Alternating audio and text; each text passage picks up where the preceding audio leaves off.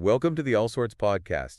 This is your one-stop shop for the most bizarre and mysterious corners of knowledge. Yeah, we're all about diving deep into the enigmas that just kind of linger around the edges of what we think we know? Like those things that make you go, huh, that's weird, I wonder. Exactly. We want to spark your curiosity about the wonderfully weird things in the world. And tonight, we're turning up the heat on a mystery that's been burning in the human imagination for centuries. I'm talking about spontaneous human combustion. Oh, SHC. It really is a fascinating one. The name itself just conjures these images of sudden, inexplicable fires, right? Yeah, for centuries, people have been sharing these stories about folks just bursting into flames, seemingly out of nowhere. And all that's left behind is this unsettling pile of ash. It's a phenomenon that's simultaneously terrifying and intriguing. Absolutely. So for this deep dive, we've gathered a whole bunch of different sources. We've got historical accounts. Coroner reports, scientific analyses. We've even got a few glimpses into how SHC has been portrayed in literature over the years. And our mission, should we choose to accept it, is to really dig into these sources and figure out what's actually going on. We want to separate fact from fiction, the known from the unknown, and try to see through the smoke surrounding this age-old enigma. Exactly. So where do we even start with something like this? What are we talking about when we say spontaneous human combustion? Okay, so the basic idea is that a living person, or someone who has recently died, suddenly ignites. And they burn incredibly intensely. But here's the catch. There's no obvious external source of ignition. It's like they just combust from the inside out. Now, the historical accounts of SHC are full of strange recurring details. Like, there's this one case from Sweden in 2011 where a man's clothes just suddenly caught fire. But in a lot of these stories, people describe the bodies being reduced to ash very, very quickly. And here's the really creepy part. Often, the extremities, like the hands and feet, are left completely untouched. I mean, can you imagine? It's a chilling thought. Yeah, it's no wonder that the scientific and forensic communities have always been pretty skeptical of SHC. Oh yeah, our sources make it very clear that skepticism is the default position here. Like way back in 1861, you had this expert in forensic medicine, J.L. Casper, and he just flat out dismissed SHC as a myth. And that same viewpoint is echoed in a lot of modern texts. The 2005 book, Forensic Pathology, Principles and Practice, is very clear. Spontaneous human combustion does not exist. Full stop. And even the National Fire Association's fire investigator presentation takes a similar stance. You know, this skepticism makes sense when you think about it. In science, extraordinary claims require extraordinary evidence. And the idea of a body just bursting into flames with no external trigger, that really goes against everything we know about how combustion works. So how do we square this skepticism with the fact that historically, there have been instances where SHC was considered a legitimate explanation? Well, it is interesting, isn't it? There was this case in 1885, Mrs. Pat Rooney. The coroner, Dr. Floyd Clemens, concluded that her death was a classic case of spontaneous human combustion. That's wild. I mean, that's such a stark contrast to the prevailing view today. It really highlights how our understanding of these things changes over time. Absolutely. And then there are those cases where coroners were just completely stumped. They couldn't explain what happened using conventional methods. Like in 1908, there was this fire that killed Wilhelmina Dewar. The coroner actually pressured her sister to change her testimony. He wanted her to remove any mention of spontaneous combustion. And then you have Jeannie Saffin's death in 1982. The coroner straight up said he couldn't record SHC as the cause of death because there is no such thing. But then something interesting happened. In 2010, in Ireland, Michael Faraday died. And in this case, the coroner, Dr. Sarah McLaughlin, officially listed the cause of death as spontaneous human combustion. He specifically acknowledged that there was no other plausible explanation. It seems like there's this push and pull between the stories people tell, the things they see firsthand, and the scientific need for hard evidence. I guess the big question is, how do we reconcile these seemingly unexplainable events with the rigorous standards of forensic science? That's the million-dollar question, isn't it? So let's get into some of the most famous and baffling cases that have fueled the mystery of SHC. One that always comes up is the story of Mary Reeser from 1951. Can you set the scene for us? Okay, so picture this. Mary Reeser's son and granddaughter go to visit her apartment. They had seen her sitting in her armchair the night before. Everything seemed normal. But the next morning, they find the doorknob to her apartment is so hot, it's almost painful to touch. Inside, the air is thick with smoke. And there are these faint flames still flickering on a beam. And where Mary's armchair had been, all that's left is a pile of ash. A pile of ash with a single, mostly intact leg sticking out of it. It's like the rest of her body had been completely consumed by this intense fire. It's a horrifying image. Absolutely. So what explanations did investigators come up with? Well, at first, they thought maybe she had fallen asleep while smoking. Maybe she was taking sleeping pills. and the cigarette ignited her clothing. They also considered that maybe air currents from some nearby fans could have made the fire worse. But the thing is, the fire was so intensely focused on her body and the chair, it's not like the whole apartment went up in flames. It didn't add up. The FBI report on the case mentioned that the human body actually has a lot of fat. Enough to fuel almost complete combustion if it were to ignite somehow. Okay, so maybe it's not that the body spontaneously combusts from within. But maybe something else is at play, something that takes advantage of the body's own properties. Now, another chilling case happened in France in 1977. This involved Madame Jeannette Kazmierczak. What happened there? Well, it has a lot of the classic hallmarks of supposed SHC cases. When they found Madame Kazmierczak, her body was mostly gone. Just ash, except for her legs, which were still there. And here's the strange part. The furniture around her, even the stuff that was very close to her body, was practically undamaged. So again, this intense, localized burning with minimal damage to the surrounding environment. The coroner in this case initially concluded that it looked like spontaneous human combustion. This seems to be a recurring theme. You have these cases with near-total incineration of the body. Minimal damage to the surrounding area. And sometimes the extremities are left behind. It's a truly bizarre pattern. It really is. And a similar case occurred in England in 1980 in Chorley. An elderly woman was found near a coal fire. The official inquest ruled it as accidental death, implying that she might have fallen into the fire. But get this. One of the firefighters who responded to this scene wasn't convinced at all. The way her body had burned just didn't fit the usual pattern. And then there's the case of Dr. John Irving Bentley in 1966. This one's got some really odd elements, too. They found Dr. Bentley burned in his bathroom.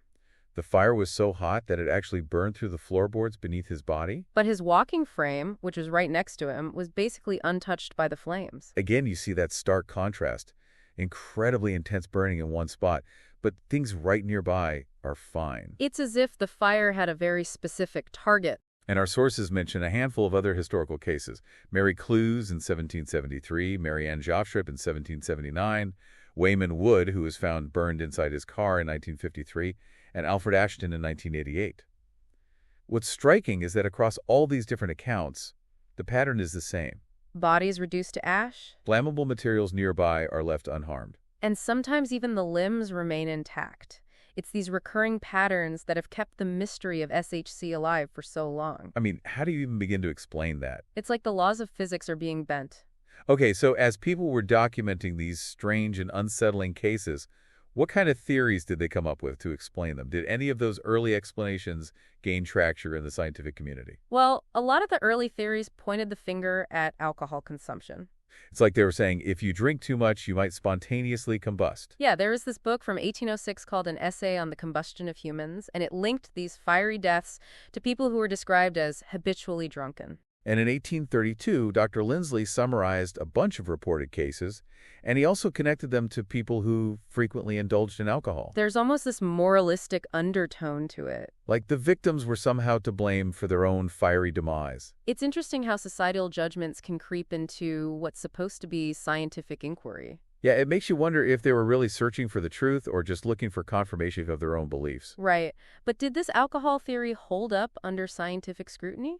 That's a great question. Was there any evidence to support it? Not really. In 1851, this really influential chemist named J. von Liebig tackled this theory head-on. And what did he find? Well, he pointed out that scientists often preserve anatomical specimens in alcohol, and those specimens don't just randomly burst into flames. Okay, that makes sense. But he didn't stop there. He did a bunch of experiments where he soaked anatomical specimens and even injected rats with ethanol. And he showed that the alcohol would burn off, but the underlying tissues would be mostly fine. So basically, he debunked the alcohol theory. Exactly.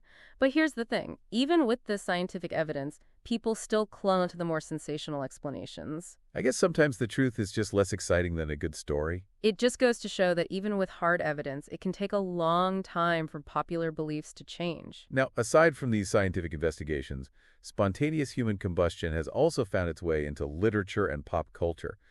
What do you think is so captivating about this phenomenon that it keeps popping up in stories and movies? Well, the very idea of someone just suddenly erupting into flames, it's inherently dramatic, isn't it? It's terrifying, it's mysterious, and it just seems so unnatural. Exactly. It's perfect for fiction because it introduces an element of the bizarre and the unexplained. It can be a symbol of something, Or it can be a plot device that takes the story in a totally unexpected direction. And we've got examples of this going way back. In 1834, there's this book called Jacob Faithful by Frederick Marryat. And in it, a character dies from what's described as spontaneous combustion because of, you guessed it, excessive drinking. And you see similar fiery deaths in Dead Souls by Nikolai Gogol. And in Herman Melville's Redburn. Even Mark Twain got in on the action. In Life on the Mississippi, he jokes about a character dying from delirium tremens and spontaneous combustion. It's almost like these early writers were accidentally spreading the alcohol myth. Yeah, even though it had already been debunked. But probably the most famous literary depiction of SHC is in Charles Dickens's Bleak House. Ah, yes, Mr. Cook's memorable demise. Who, of course, was also a heavy drinker. Right, so we see that trope continuing. But Dickens actually faced some criticism for including SHC in his novel, didn't he? Oh yeah, a fellow scientist, George Henry Lewis, basically accused Dickens of being irresponsible. He thought it was dangerous to promote such a scientifically dubious concept. But Dickens was adamant. He said he had researched around 30 documented cases. He really believed in the phenomenon. Which just goes to show how much this mystery had gripped the public imagination, even back then. It's a theme that transcends time, isn't it? And the fascination with SHC doesn't stop with Victorian literature. It pops up in more modern works. Oh, absolutely. In 1878, Jules Verne put it in his novel Dick Sand, a Captain at 15. And if you think about iconic imagery, what comes to mind? The Burning Man on the cover of Pink Floyd's Wish You Were Here album, of course. A classic. And then you've got that hilarious mockumentary, Spinal Tap. Where two of their drummers supposedly die from SHC, it's become a bit of a running joke. And SHC is all over TV and film, too. You see it in shows like The X-Files and NCIS. Even South Park has tackled it. It's this cultural touchstone, you know? It really shows how deeply rooted this idea is in our collective psyche. This fear of the unknown, this morbid curiosity about the things that go bump in the night. Okay, so let's shift gears back to the science. What have more recent studies and experiments told us about those alleged SHC cases? Well, in recent decades, scientists have moved away from those supernatural and internal combustion theories. They're looking for more down-to-earth explanations. Exactly. They're trying to figure out what natural phenomena could potentially explain the strange burn patterns we see in these cases. And a lot of that shift in perspective is thanks to the work of Joe Nickell and John F. Fisher. They did some really extensive research in the 1980s, going back and re-examining a ton of historical cases. And what did they find? Well, they often discovered potential external ignition sources that had been overlooked. So like a dropped cigarette or a spark from a fireplace. Exactly. And they noticed a strong connection between the victims being incapacitated in some way, often due to alcohol or other medical conditions. So they might not have been able to react or escape once a fire started. Right, and this research was really key in developing and popularizing the wick effect hypothesis. Which is now one of the leading explanations for SHC. It's a really compelling theory. Basically, the idea is that a small external flame ignites a person's clothing. Like a stray ember or a forgotten candle. As the clothing burns, it starts to melt the fat under the skin. And that melted fat soaks into the clothing, acting like, well, a wick. Or a candle wick. And that fat-soaked clothing can burn for hours, creating enough heat to incinerate the body. It's a slow, smoldering burn. So it's not that the body itself is spontaneously bursting into flames. It's more like an external source starts the fire, and then the body's own fat acts as fuel, keeping it going. And there have been experiments that back this up, right? Oh, yeah. Scientists have taken pig tissue, wrapped it in cloth, ignited it, and they've been able to recreate the wick effect. Pretty convincing stuff. And the wick effect also helps explain why so many alleged SHC victims share certain characteristics. Like being elderly, obese, or in poor health. Exactly. These factors can limit mobility. Make them more prone to accidents with fire. And less able to put out the flames or get away. It all kind of fits together. No, there's also a newer theory that's quite interesting. It's called the acetone theory. And it was proposed by Brian J. Ford in 2011. So this theory suggests that there might be something going on inside the body that makes it more susceptible to burning. Well, sort of. It has to do with a metabolic state called ketosis. Ketosis. It's something that can happen if someone is a chronic alcoholic or if they're on a very low-carb diet. Or if they have certain medical conditions. And when someone is in ketosis, their body starts producing more acetone. Now, acetone, that's the main ingredient in nail polish remover, right? Exactly. And it's highly flammable. So Ford's theory is that if there's enough acetone in the body's tissues, it could make the body much easier to ignite. And he's got some evidence to back this up. He did experiments where he soaked pig tissue in acetone and it burned very easily. Like really easily. With a distinctive blue flame, actually. That blue flame has been reported by eyewitnesses in some alleged SHC cases. Exactly. And Ford also found melted fat residue in his experiments, which lines up with what we see in a lot of the case reports. So, while you still need an external spark to get things going, the acetone could act like an internal accelerant. It could make the fire burn hotter and faster. And interestingly, when Ford soaked tissue in ethanol, the alcohol in alcoholic drinks, it didn't burn easily at all. Which further debunks that old alcohol is the cause theory. Right. It seems like science is always trying to find those natural explanations, even for the most seemingly impossible events. I mean, it's pretty amazing how scientists can take these bizarre stories and piece together a plausible explanation. It's like solving a really complex puzzle. Our sources also mention a few other possible explanations, like smoking being the direct cause. Or cases of self-immolation that might be mistaken for SHC. And even the formation of phosgene gas, which is highly flammable. It seems like the main focus of modern science is to rule out those supernatural explanations and find real-world causes. To figure out how these things could happen within the laws of physics and biology? Right. It's all about that evidence-based approach. Okay, but what about those more fringe theories? Our sources mention some alternative and pseudoscientific hypotheses that have been floating around. Yes, we always have those, don't we? Like Larry E. Arnold and his pyrotron particle theory? Right. He suggested that there's this unknown subatomic particle that causes SHC. And he also claimed that things like high alcohol levels or extreme stress could make someone more vulnerable to this pyrotron. It's a fascinating idea, but other researchers, like Joe Nickell, have pointed out that there's just no evidence to support it. And they argue that Arnold kind of cherry-picks details from cases to fit his theory. Which is never a good sign. And then there were those even wilder theories, like the ones connecting SHC to poltergeists or ball lightning. Oh, yeah, you've got Michael Harrison's book from 1976, Fire from Heaven, which explores a possible link between SHC and poltergeist activity. So, like, maybe the energy from a poltergeist somehow triggers the combustion. It's a very speculative idea, to say the least. And John Abrahamson suggested that ball lightning, which is this rare atmospheric electrical phenomenon, could be the culprit. These theories are definitely out there on the fringes. But it's important to remember that they lack any solid scientific backing. They're more in the realm of speculation than hard science. So, moving into the 21st century, how has our understanding of SHC evolved? What do the latest scientific analyses tell us? Well, in 2012, there was a really comprehensive review published in PubMed. They looked at SHC cases from the year 2000 onwards. And what did they conclude? They basically confirmed what a lot of scientists were already thinking. These cases aren't about true spontaneous combustion. There's a sequence of events that leads to those intense burns. They proposed a model where the victim dies first. And that allows the body fat to melt. Then, if there's a tear in the skin, the melted fat can soak into the clothing. And boom, you've got the wick effect in action. Exactly. It's that chain of events that causes those prolonged, localized burns. And these researchers actually suggested a new term to describe these incidents. They propose calling them fat wick burns. To get rid of that spontaneous connotation, which is kind of misleading. It's a much more accurate description of what's likely happening. So after all this discussion and digging into the research, what's the current scientific consensus on spontaneous human combustion?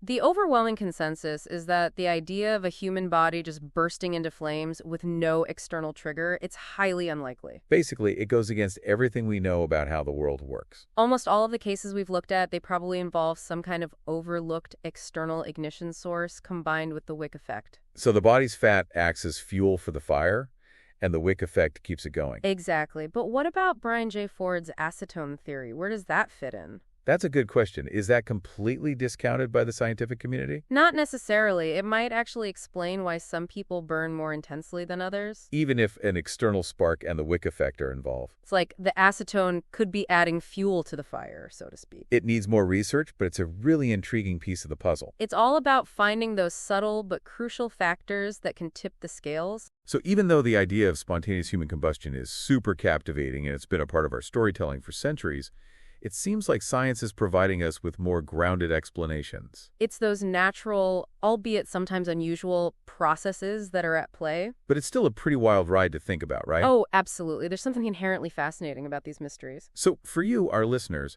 what do you make of all this? Which explanation do you find most convincing? And why do you think this myth of true spontaneous combustion persists? It's definitely something to ponder. It speaks to our fascination with the unexplained, doesn't it? Well, that brings us to the end of our deep dive into the fiery enigma of spontaneous human combustion. We've traveled through centuries of baffling tales, examined the scientific efforts to make sense of it all, And I think it really highlights how important critical thinking is. and how crucial it is to evaluate the evidence, especially when you're dealing with something that seems impossible. There's a whole universe of intriguing mysteries out there just waiting to be explored.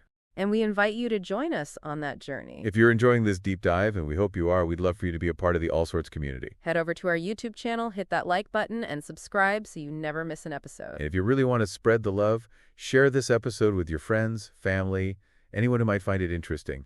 Tell that friend who's always asking, did you hear about that weird thing? We've got a whole archive of deep dives on all sorts of fascinating topics. So go check those out too. And if you want to stay connected with us beyond YouTube, follow the All Sorts podcast on X, Instagram, and Threads. That's where we share updates, behind-the-scenes stuff, and engage with all of you amazing listeners. So while true spontaneous human combustion might remain in the realm of myth, The human desire to question, to explore, to understand the strange and wonderful things in the world. that's a fire that will never go out. And we hope we've helped to keep those flames burning bright.